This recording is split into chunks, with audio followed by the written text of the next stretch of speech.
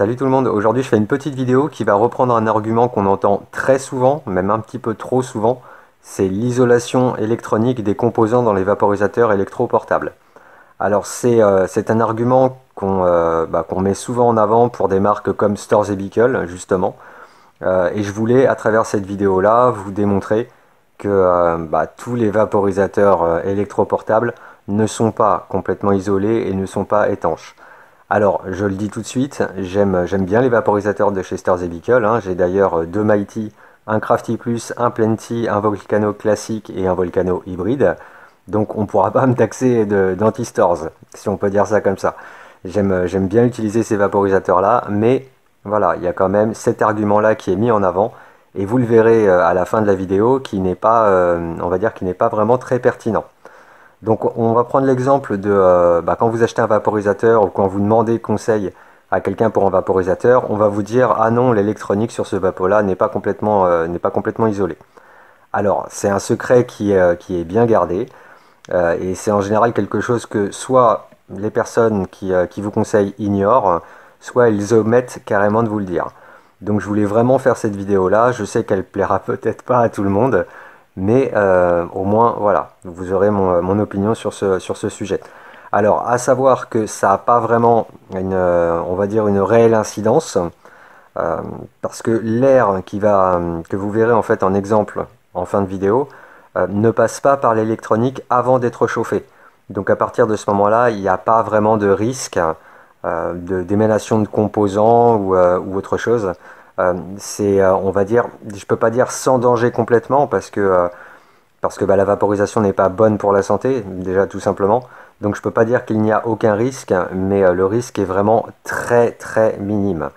D'autant plus si vous achetez votre vaporisateur autre que sur un site comme Ali où vous prenez le premier vaporisateur que vous trouvez. Voilà, achetez votre vaporisateur dans un magasin spécialisé. Prenez conseil auprès de quelqu'un qui a votre confiance, parce que mine de rien, c'est quand même vos poumons, c'est quand même important, on n'en a qu'une paire. Donc vraiment, voilà, achetez surtout votre vaporisateur dans un shop officiel. N'allez pas sur Ali pour le payer un petit peu moins cher, ça serait un petit peu dommage. Vous allez risquer peut-être un petit peu plus que, pour votre santé que si le vapo est vraiment officiel. Voilà, donc ça j'insiste vraiment là-dessus. Je pense que ça s'est entendu. Alors au niveau des vapos, j'ai pris l'Angus de chez Evap, le Crafty Plus, la V2, le Phoenix 2.0, le X-Max Ace et le Mighty de Storz et Bickel. Alors c'est des vaporisateurs que j'utilise régulièrement. Le but de cette vidéo là, c'est pas de vous faire peur, c'est juste de vous faire prendre conscience que l'argument de vente qu'on vous met souvent sous le nez n'est pas vraiment justifié. Ce que je peux vous dire avant de vous montrer cet exemple, c'est que j'utilise toujours des vaporisateurs électroportables. C'est pas parce que ce n'est pas complètement étanche que je vais pas en utiliser.